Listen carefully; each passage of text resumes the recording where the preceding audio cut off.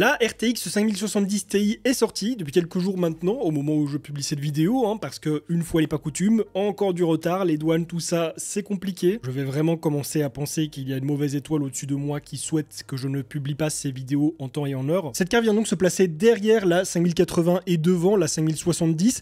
C'est d'ailleurs un petit peu bizarre, je trouve ça assez particulier de sortir la TI avant la normale. Pour le coup, c'est pas la première fois que ça arrive. À l'époque, on avait l'habitude de voir la 60 ou alors 80, 90 et de voir la TI suivre quelques mois plus tard. On est sur une carte qui tourne sur l'architecture Blackwell. On va donc avoir de la GDDR7 pour la VRAM, 16 Go pour être précis. C'est pas mal du tout pour une 70 Ti, mais bon, du coup, on se retrouve avec un équivalent à la 80, ce qui montre encore une fois que la 80 aurait dû avoir plus de VRAM. C'est un petit peu ridicule. Évidemment, pas ça qui va déterminer la puissance globale de la carte. C'est pas parce que vous avez plus de VRAM qu'elle va être forcément meilleure, mais voilà, pour le coup c'est pas mal pour elle, c'est un point en moins pour la 5080, et alors étant donné qu'on est sur une Blackwell, on va retrouver le DLSS 4, le Multi-Frame Generation et toutes les technologies qu'embarquent les autres 5000. Moi j'ai donc reçu le modèle de chez PNY, elle est pas mal du tout, je la trouve encore pas trop énorme pour une 70 Ti, on est encore sur du 3 slots comme la 5080 que j'ai présenté, normalement on devrait avoir un bon refroidissement du coup, mais par contre ce qui est cool ici c'est que on a des attaches, on a un shield qui prend les 3 slots. La 5080 que j'avais montré occupait 3 slots, elle n'avait qu'un shield ici avec 2 broches. Vous me direz qu'est-ce que ça change? De 1, le slot quoi qu'il arrive il est inoccupé donc ça sert à rien de le laisser vide, et en plus de ça ici comme on a une attache qui est plus large, on aura une carte qui sera plus stable, qui va moins tanguer, on a une meilleure accroche, et donc ça c'est un très bon point.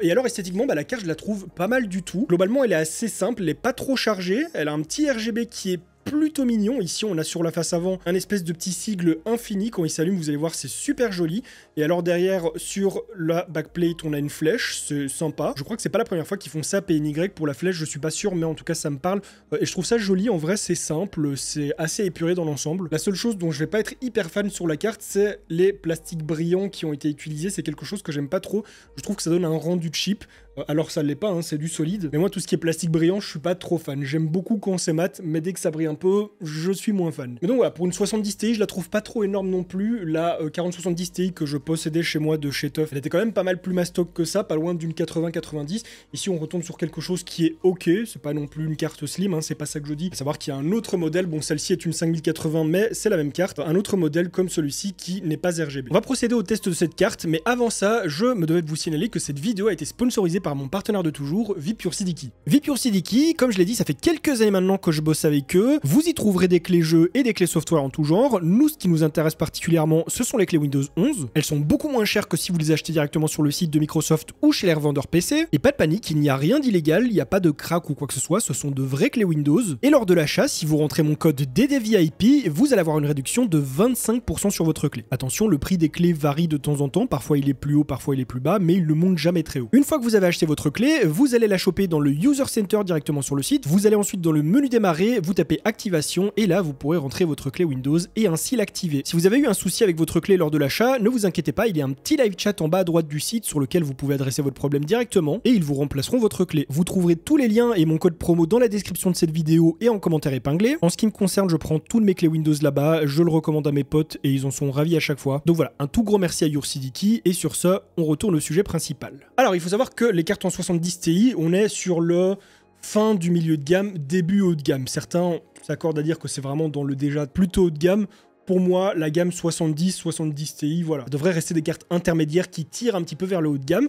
Par contre, ici, je vais vraiment pas blaguer avec cette carte, puisque en termes de prix, on avoisine les 900 € pour les modèles d'entrée, les modèles low cost. Et il y a des modèles de chez certaines marques qui décollent à des prix style 1100, 1200, 1300. Ils sont pas gênés. Évidemment, ça ne concerne pas exclusivement que la marque, ça concerne Nvidia, ça concerne la marque, le revendeur, les fournisseurs, tout le monde. Ici, on part sur un modèle de base à 880 €, il me semble. J'ai envie de dire que pour du milieu de gamme, début entrée de gamme, c'est beaucoup trop cher encore une fois. C'est le problème majeur de toute cette série 5000. Et c'est la raison pour laquelle, même si cette carte est censée être du milieu de gamme, je vais la traiter comme du haut de gamme. On va faire tous nos benchmarks en 4K, en ultra, je ne vais pas lui faire de cadeau en fait. Ce n'est pas le prix qui définit la gamme, du moins du point de vue de la marque, c'est pas comme ça que ça se passe, mais pour une carte graphique milieu de gamme qui coûte le prix d'une carte graphique très haut de gamme, je vais la traiter comme une très haut de gamme. Donc même si elle est excellente en 1080p, en 1440p, 2K comme vous appelez ça, nous on va la tester en 4K. Parce que clairement, quoi qu'en disent les gens, quoi qu'en dise Nvidia, payer 900 balles pour jouer en 1080p, c'est pas possible. Donc sans plus attendre, on va lui mettre dans la gueule ce qu'elle mérite. On commence nos tests sur 3D Mark, je l'ai comparé principalement à une 4070 Ti Super car je n'avais plus de Ti, mais bon,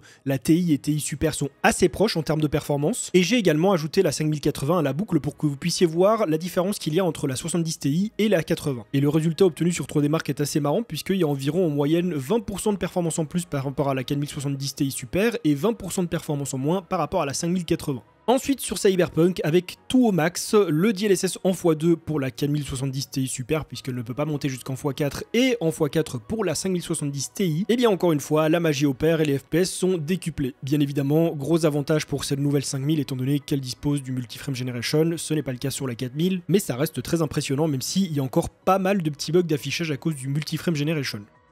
Et donc, grâce au Multiframe Generation, la 5070 Ti prend plus 108% de performance en plus par rapport à la génération précédente, c'est énorme. Évidemment, ça ne correspond pas à la différence de puissance brute qu'il y a entre les deux, en rasterisation elle s'en sortirait beaucoup moins bien, et elle a à peu près 19% de performance en moins par rapport à la 5080 avec le DLSS en x4 également. Sur Black Myth Wukong, qui ne dispose pas ou pas encore du Multiframe Generation, on se rend compte directement que la différence n'est pas si énorme. Mine de rien, on a quand même entre 20 et 25% de performance en plus sur ce jeu, c'est pas rien non plus, surtout en 4K, même si c'est pas non plus spectaculaire pour un bon de génération, et puis ça montre bien la réalité de la chose. Sans le Multiframe Generation, c'est beaucoup moins impressionnant. On en a encore la preuve sur Hogwarts Legacy, sur lequel on passe d'une moyenne de 80 FPS à 160, 170 FPS, ça dépend évidemment de la zone, surtout qu'on monte autant en FPS, c'est très variable. Et cette fois-ci encore, on a un gros gap de performance entre la 5080 et 5070 Ti, qu'on n'aurait probablement pas en rasterisation. C'est pas utile d'avoir autant de FPS dans un jeu d'aventure, mais c'est vraiment impressionnant, il faut le dire. J'ai fait une petite session sur No Man's Sky, je n'ai pas de comparatif avec la 4000 parce que depuis, en fait, mon jeu ne se lance plus, il crache, No Man's Sky, voilà. Il y a des choses qui ne changent pas malheureusement. Et taper du 130, 150, 180 FPS en 4K avec tout en ultra, le ray tracing activé, ça reste quand même super impressionnant, il faut le dire. Et je précise que ce jeu ne dispose pas de multiframe generation, on est sur le simple frame generation. Ce qu'il faut retenir, c'est que sur la plupart des jeux sans le DLSS en x4, on va avoir entre 15 et 20 FPS de différence entre les deux cartes, en la faveur de la 5000 bien sûr. Par contre, le jeu qui m'a vraiment bien impressionné, c'est Microsoft Flight Simulator. Les options, les réglages sont les mêmes dans le jeu, la map est la même, la résolution, il n'y a pas de frame generation en multi, c'est exactement les mêmes réglages et pourtant on a un gain de FPS qui est quand même assez balèze. J'ai revu mes réglages et mes benches pour voir si j'avais pas fait une fausse manip, mais non, c'est bien les mêmes réglages. Sur Icarus, qui est un jeu très gourmand et qui ne dispose pas encore du multiframe generation, on a une petite différence de performance qui est pas gigantesque non plus. C'est vraiment l'exemple qui montre qu'il faut pas lâcher une 4070 Ti pour une 5070 Ti. Et alors, celui où j'ai vraiment rien compris, c'est Star Wars Outlaws. Bon, on parle quand même de Buggysoft, mais c'est assez particulier. Déjà, quand on active le simple DLSS, il y a pratiquement aucune différence de performance entre les deux. C'est ridicule. En activant le cheat code Multiframe Generation sur la 5070 Ti, là, on double les FPS. Rendons à César ce qui appartient à César, faut pas déconner. En désactivant le DLSS et le ray tracing et en gardant nos autres paramètres tels quels, on se retrouve avec des performances ridicules. Bon, ça pour le coup, je vais pas blâmer la carte, je pense que Buggysoft sont assez connus pour ne pas optimiser correctement leur jeu. Et alors si on réactive le ray tracing sans réactiver le DLSS, il se passe ceci. Et là, j'ai deux questions. Une pour Ubisoft et une pour Nvidia.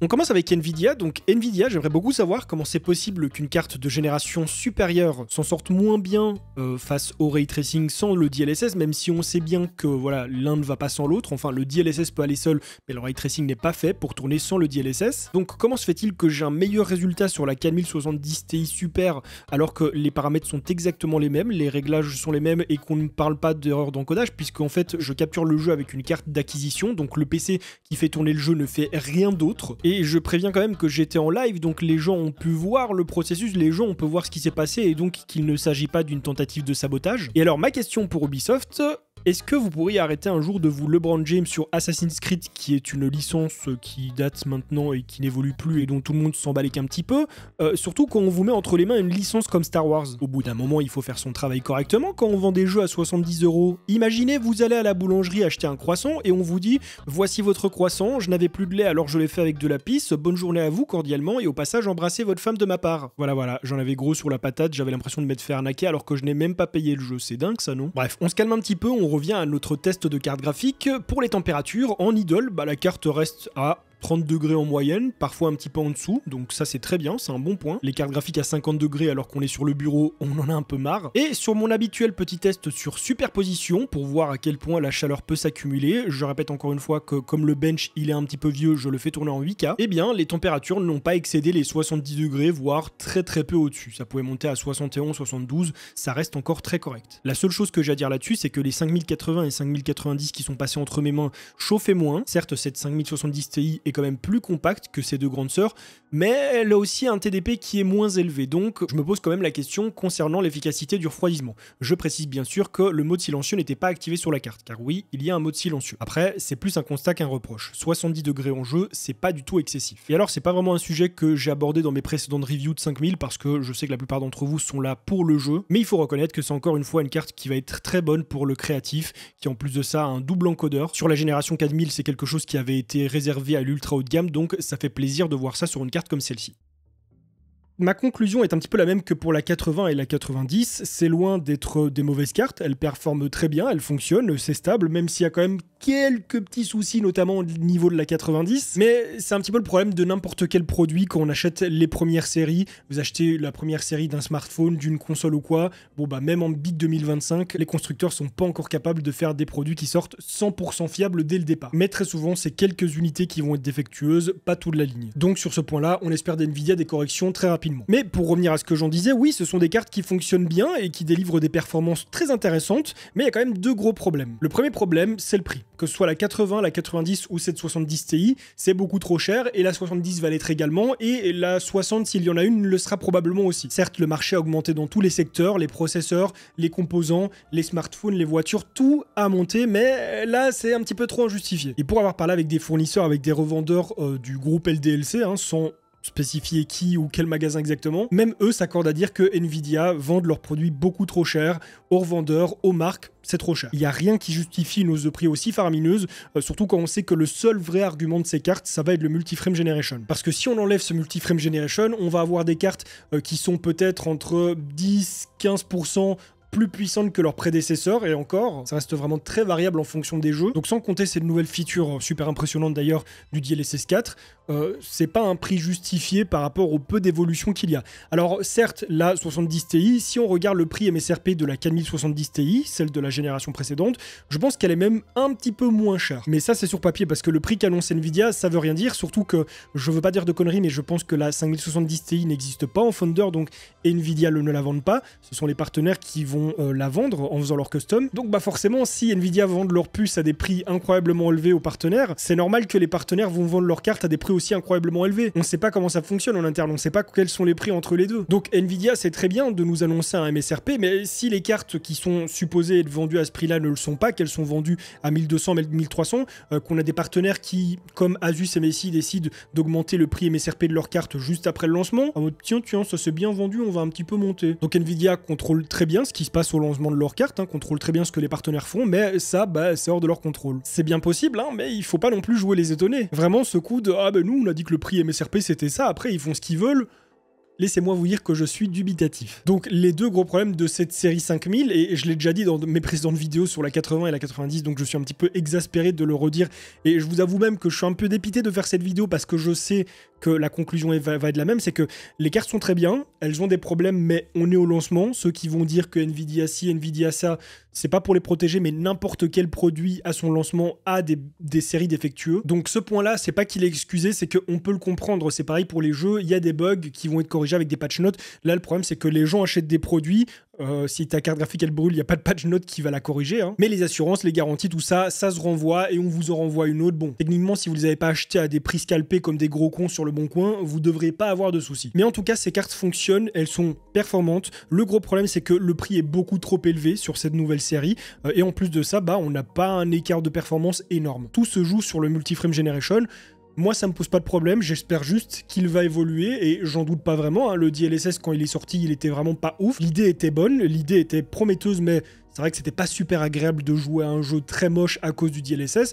Maintenant, le jeu n'est pas moche. Certes, il y a des soucis, on peut observer des artefacts, certains peuvent ressentir de la latence, mais arrêtez de jouer à Apex, à Call of ou à Fortnite avec le DLSS, c'est pas fait pour ça. C'est pas à ces jeux-là qu'il s'adresse. Moi, je joue principalement à des jeux d'aventure, des jeux d'action, des simulateurs, et je suis très content de ce que ça délivre, le Multi-Frame Generation. Certes, sur ces jeux-là, comme pour les autres, le Multi-Frame Generation peut faire monter la latence, le réflexe d'NVIDIA fait baisser la latence, donc parfois on se retrouve à un niveau de latence qui est assez similaire. Moi personnellement, je vous avoue que je le ressens pas. Et pourtant, je suis très bien équipé, niveau PC, niveau écran, s'il devait y avoir de la latence, je la verrais, je la ressentirais. Mais évidemment, on peut pas nier que sur des jeux compétitifs, ça en rajoute, et là, les joueurs les plus exigeants, les pros, ça peut leur poser problème. Mais autrement, ce Multi-Frame Generation, il apporte plein de choses. J'espère que tous les problèmes d'artefacts, d'affichage qu'on peut avoir, ils vont être corrigés, et j'en doute pas vraiment. Moi, je mise beaucoup sur l'IA, même si j'espère qu'on va pas en arriver non plus à ce stade où on va nous vendre des boîtes vides avec juste un multi-frame generation x20, parce que sinon vos cartes graphiques là je vous les achète à 100 € max. Ok, le développement de software, développement de technologie et tout l'hardware qui doit suivre derrière, ça a un coût, mais moi me vendre une boîte vide qui fonctionne mais avec ci, avec ça, avec de la latence, avec machin, avec bidule, au pire je prends l'abonnement Shadow. Ah là, de la latence je vais en avoir. Donc je ne sais pas précisément ce que les gens pensent de cette carte actuellement. J'ai cru voir qu'il y avait des déceptions, j'ai cru voir qu'il y a des gens qui étaient ok, qui était content. Bon, moi ce que j'en pense, c'est que c'est une bonne carte, elle fonctionne bien, elle est trop chère. Si vous êtes un puriste pro de la rasterisation, c'est pas cette carte qu'il vous faut. Prenez une 7900 XTX, les performances sont similaires et là vous serez meilleur en rasté. Là on est sur une carte qui s'adresse à ceux qui veulent profiter des technos Nvidia, qui veulent pouvoir jouer, qui veulent pouvoir avoir 300 FPS sur des jeux d'aventure, même si c'est pas forcément utile. En termes de performance, comme vous avez pu le voir, on est sur quelque chose de très similaire à une 4080 Super sur certains points. Parfois c'est équivalent, parfois c'est moins, parfois c'est plus. Ça va dépendre des jeux, mais ça va toujours être assez proche. Et là on parle sans le Multi-Frame Generation, parce que si vous l'activez, vous allez avoir des performances qui vont être supérieures à une 4090. C'est là qu'on voit que Nvidia en soi n'ont pas menti sur la 5070 qui va sortir d'ici peu. Oui, avec du DLSS en x4, on peut avoir plus de performance qu'une 4090, mais c'est pas une carte aussi puissante qu'une 4090. Si on parle de performance brute, c'est vraiment entre la 4070 Ti et la 4080 Super. Je la mettrais même plutôt au niveau d'une 4080 Super tout court. Donc oui, on a une évolution par rapport à la génération précédente. Mais voilà, si vous voulez une évolution énorme, là, ça se fera avec le Frame Generation en x4, à condition, bien sûr, que ça ne vous déplaise pas, que vous ne soyez pas anti-multi-frame generation. Par contre, le saut d'une génération 4000 à celle-ci n'est pas intéressante, comme le saut d'une 4000 à une 5000 tout court. Quelle que soit la gamme, c'est pas intéressant. À moins que vous ne soyez sur une 4060 et moins, là ça peut être intéressant de passer sur celle-ci. Pour pouvoir profiter des jeux en 4K pleinement, celle-ci elle est déjà vachement bonne et je pense que la 5070 le sera aussi. Si vous êtes sur une 4070, une 4070 Ti, ne passez pas sur celle-ci, et encore moins si vous êtes sur de la 4080 parce que c'est une carte très équivalente. Cependant, actuellement, au vu de la situation, des stocks chiants, des prix abusés, des scalpers et de tout ce qu'il y a autour, je ne conseille à personne de la prendre pour le moment. Je vous dis juste, attendez, vous avez déjà pu attendre jusqu'ici, donc si ce n'est pas pour des raisons professionnelles, vous pouvez encore attendre, vos jeux ne vont pas disparaître, vous pourrez encore y jouer dans quelques mois, donc voilà. Ne vous jetez pas dessus maintenant, ça ne sert à rien, il n'y a pas de stock, et à cause de ça, les prix sont beaucoup trop hauts. On va attendre qu'ils arrêtent un petit peu toutes leurs conneries, on va attendre qu'il y ait de nouveau du stock, qu'ils produisent des cartes qui ne sont pas encore produites, PTDR, et ensuite, ça pourrait devenir intéressant, même si fondamentalement, même sans tout ce qui est scalping, même sans tout ce qui est ce qui se passe actuellement, ces cartes sont trop chères. C'est vraiment le problème de cette génération. N'hésitez pas à me dire ce que vous en pensez dans les commentaires, vous, que ce soit positif, négatif, restez juste sympa et bienveillant, parce que si votre commentaire me plaît pas trop, je le dégage. Non pas que je sois à fond dans la censure ou quoi, mais vous avez le droit de penser du bien ou du mal de ces cartes. Je ne suis pas forcément totalement d'accord avec Nvidia, je suis même très en désaccord sur beaucoup de choses, mais c'est pas une raison de les insulter, c'est pas une raison d'insulter les gens qui travaillent là-bas, c'est pas une raison de m'insulter moi non plus, parce que je n'ai pas été payé pour faire cette vidéo, je ne suis pas un collabo de chez Nvidia, je n'ai pas d'action chez eux, et si un jour ils ne veulent plus travailler avec moi, ma vie ne va pas changer, ma chaîne non plus, je pense que vous avez déjà pu voir que je sais faire du contenu sans avoir de carte graphique offerte, puisqu'encore une fois, il y en a pas mal qui disent que c'est offert, mais c'est pas offert puisqu'il y a une vidéo derrière. Pour moi, le terme offrir, c'est quand tu ne fais rien et qu'on te donne quelque chose comme ça et que voilà, c'est tout, il n'y a plus rien derrière. Là, il y a quand même une vidéo où je ne fais pas payer la marque, c'est un échange de bons procédés, mais sachez que là, cette carte, elle coûte quoi? 900 €. Une sponsor de mon côté, c'est plusieurs milliers d'euros, donc je vous avoue que ça, c'est pas assez pour acheter mon avis, pour acheter mon honnêteté. Donc voilà, pensez ce que vous voulez, mais restez juste bienveillant, je le dis juste. Vous dites ce que vous voulez, mais si vous êtes insultant, je vous dégage. Et sans rancune ni haine, bien sûr. Bref, si vous avez aimé cette vidéo, n'hésitez pas à la liker, n'hésitez pas à la commenter. Si vous voulez en voir d'autres, ça se passe juste ici. Et je vous dis à très bientôt pour une prochaine vidéo. Allez, bisous.